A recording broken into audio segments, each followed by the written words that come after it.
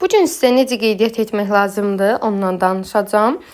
Baxın, burada profil işarəsi var. Profilə daxil olursunuz, mənim biznesimə girirsiniz. Burada struktura qeydiyyat var. Struktura qeydiyyata vurursunuz. Buradan soyadını yazırsınız, adını yazırsınız, ata adını istəsəz yaza da bilərsiniz, yazmaya da. Qadın seçirsiniz, doğum tarixini seçirsiniz. Hansı şəhərdə qalırsa onu seçirsiniz. Daha sonra mobil nömrəsini və elektron poçtu seçirsiniz. Elektron poçtun elə də əhəmiyyəti yoxdur. Yəni elə belə bir şey də yaza bilərsiniz. Sadəcə məsələn gmail.com belə yazın.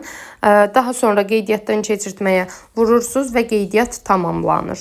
Daha sonra sadəcə qeydiyyatdan keçirdəndən sonra nömrəni təsdiqləmək lazımdır. Necə təsdiqləyirsiniz?